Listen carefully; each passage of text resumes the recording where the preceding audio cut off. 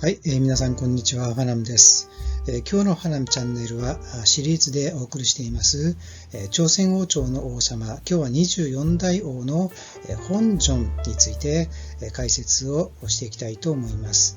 今日の副題は朝鮮の王党は絶えてしまうのかについて中心にお送りしていきたいと思います。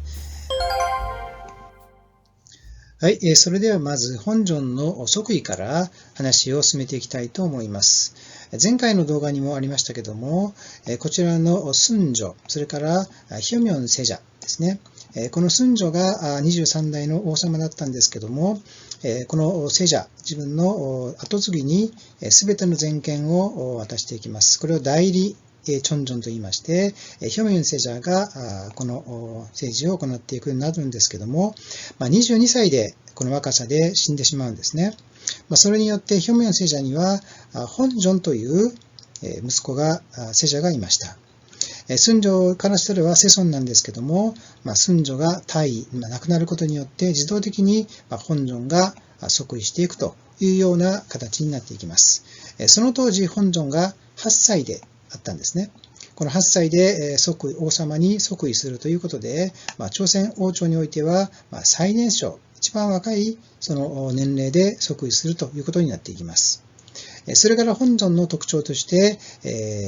容姿が端麗であったというようなこともよく言われています。それに反映されてか、ドラマにおいてもそういったことがこの容姿端麗ということに今反映されているかはわかりませんけども、こういったドラマの俳優が選ばれているかもしれません。この本尊が8歳で即位したがゆえに、순조の王妃であったスノンワンフがスリョンチョンジョン、摂政ということで本尊をサポートしていきます。でスノンワンフは、この家系はアンドン・キム氏ですね。これを世道政治と言いますけども、この外戚が影響を及ぼしていくというような形であったんですけども、ヒョミョンセジャーの時に、その警戒を強くすることによって、シンジョンワンフ、こちらですね、シンジョンワンフを迎えることによって、プニャンチョウ氏をこちらですね、と対立するような形になっていきます。ですから今後はアンドン・キム氏とプニャンチョウ氏のこの世道政治の覇権争いというような構造になっていきます。本尊は1番目の性質としてヒョヒョンワンフがいたんですけども、なかなか仲があまり良くなかったと言われています。それからヒョジョンワンフですね、2番目に変えるんですけども、この2人には子供はなかなか生まれないという後継者の問題がかかっていきます。後々ですね、本尊においてはこういったこの世者を得るためにこの後継者問題で悩みを持つことになります。官テクというものがあります。こういった官テクというのはこの王妃を王室に迎えて、そして選んでいくと、試験をしていくというようなことです。その時に全国に結婚をしてはいけないというお札が出されます。その期間は結婚をしていけないんですけども、たくさんのヤンバンの家系から女性が送られて、そして選んでいくというような形になっていきます。で本尊は一番この王妃の中で愛した女性としてキョンビン・キム氏がいました。でキョンビン・キム氏をとても気に入って、そして愛したことによってナクソンチェとか、それからソッポクホンという建物を建てて、特別にこのキョンビン・キム氏のためにそういった部屋を設けたということです。でこれはチャンドックンに中にあるんですけども、ナクソンチェというのは、本尊がキョンビン・キム氏に会ってですね、そしてこの愛を交わしていくというようなところでありました。そしてソッポッコンというのはキョンビン・キム氏が個人的に過ごして生活する、そういった部屋ということになります。こちらがこのチャンドックンの写真なんですけども、チャンドックンがこちらの左ですね。それからナクソンチェというのはこういったとてもシンプルでそして質素なそういった色使いというんですかね、タンチョンというこの色を韓国ではよく緑とかですね、明るい色を使うんですけども、このナクソンチェには一切それを塗っていないというような特徴です。それに関しては私の動画を見ていただければと思います。それからチャンギョン郡というのは横にありますけども、これは自然の景観をこの合わせてですね、そして構造的に作ったというところで、私の動画にこのソウルの四大門と五王宮についての解説もありますので、そちらも参考にしていただければと思います。それでは、この本尊が即位した後、この当時、どんな社会情勢であったのかということを見ていきたいと思うんですけども、まず大きなものとしては、こちらの外国船が出没したということですね。たくさんの西洋列強が朝鮮の海域にたくさん現れていたということと、カトリックが、信徒が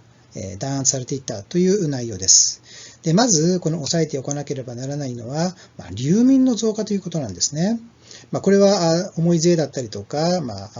身分制度に対する不満であったりとか、それから伝染病が蔓延したりとかですね、そういった治安が悪化することによって、人々がその土地から逃げていってしまうというんですね。これはこの日本ではどうでしょうかね、なかなかそこまで考えることができないかもしれないんですけども、この韓半島という地域的な面においては、流民というのは、例えば満州とか、そういったところにですね、移動することができるという観点では、こういった流民という考え方を持つことができるというような地理的な状況でもあったと思うんですね。それによって国の財政が圧迫されるというようなところになります。それから、オガチャットンポという法律を作りました。これは5つの家ですね、を1つのまとめてグループにしてお互いに監視させるようにしたということなんです。これはどこまでもこういったカトリックの信者を探し出すための一つの方策だったんですけども、一つの家がそういった問題を起こしたら連帯責任するということなんですね。ですから、お互いに見張りながら告発するというような社会の雰囲気になっていきます。一つの家が天主教の信者、カトリックの信者であれば、他の家も刑罰を受けるというような、日本でもそういったこの村八部でありませんけども、そういったものがありましたけども、似たようなものだと考えてもらったらいいと思います。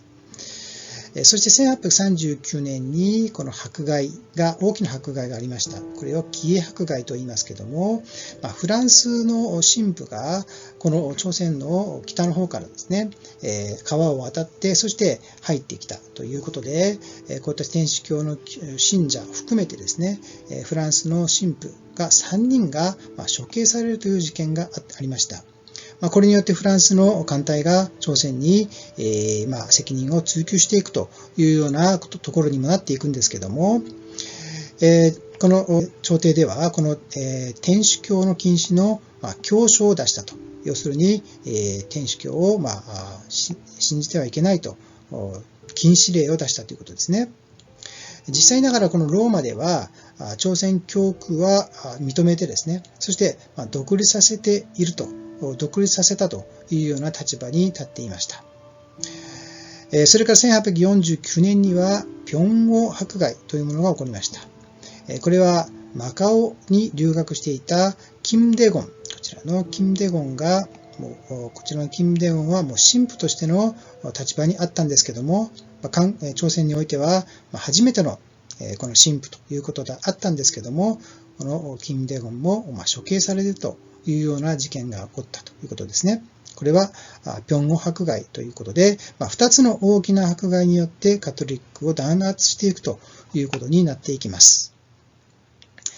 それから1848年において、外国船が各5道ですね、5つの道にこの地域に出没したというような記録があります。これは結局はもう合同ということに限らずですね、朝鮮のすべての全域において、こういった西洋の艦隊が現れていったと、そして開国を迫っていったというようなことになります。しかしながら、こういったことにあったとしても、先ほどの外籍、要するにアンドンキム氏とか、外籍による争いというものが絶えない。そういうことによって政権の争いに明け暮れていったということで、国の大きな危機の時において、政治の中枢の官吏たちはそこに目を向けることがなかったというんですね。それはなぜかということで、日本においては要所長所とか、改正所というものを開設して、西洋の科学技術とかそういったものを早く取り入れるために学んでいきましょうというような方向ではあったんです。しかしながら朝鮮はどこまでもそういったヨーロッパの先進科学技術とか、そしてそれからカトリック、キリスト教などは全て赤者というふうにして、全ては悪いものだということで判断をしていったわけです。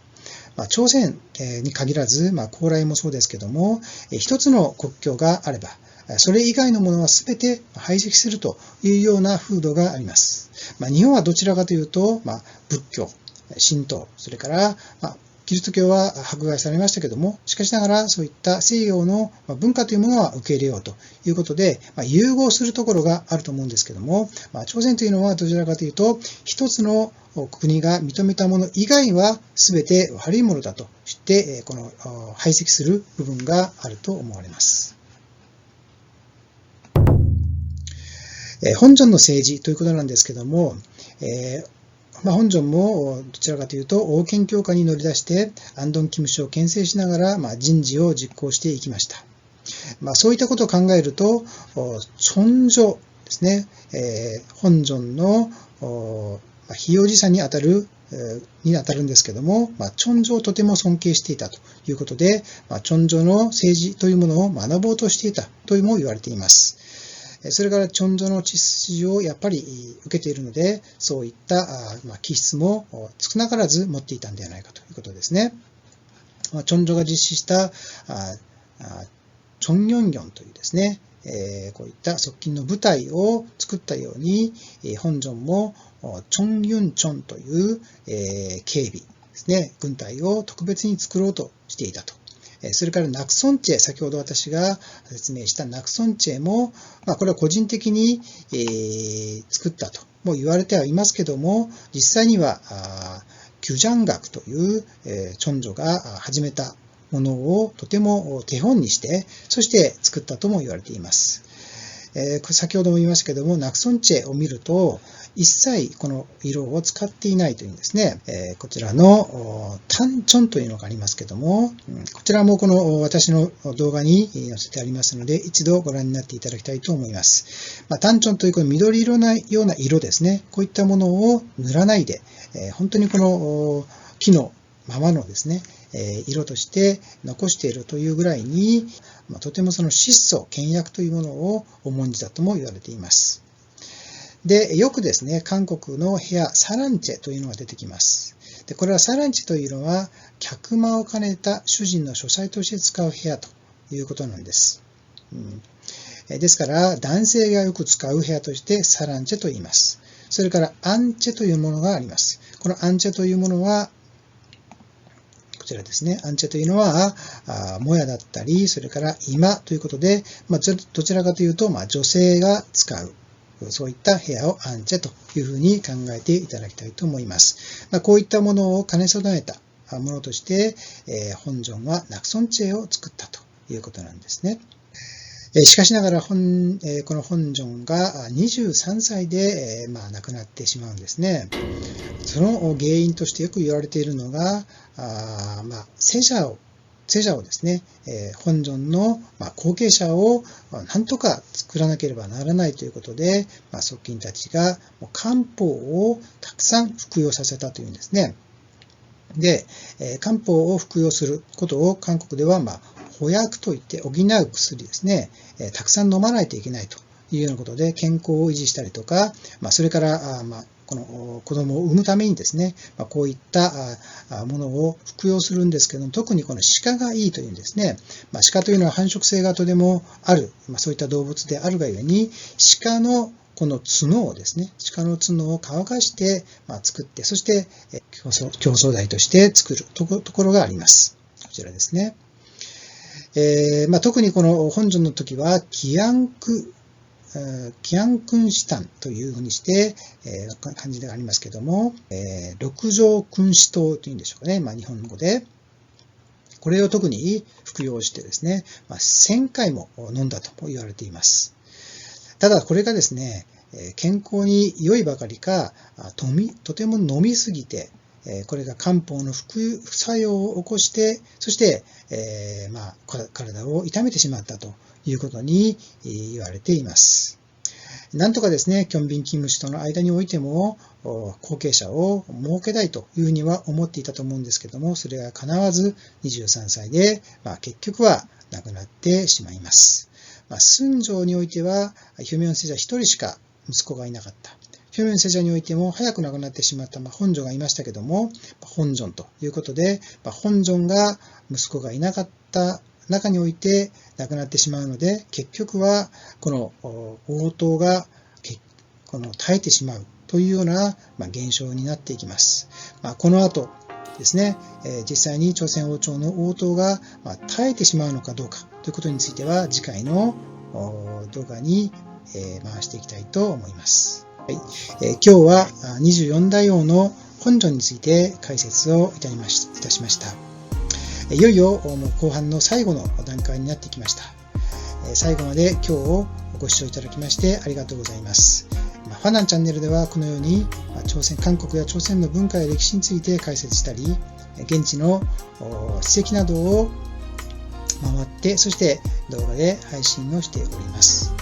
皆様のご視聴、そしてチャンネル登録もよろしくお願いいたします。今日ご視聴いただきましてありがとうございました。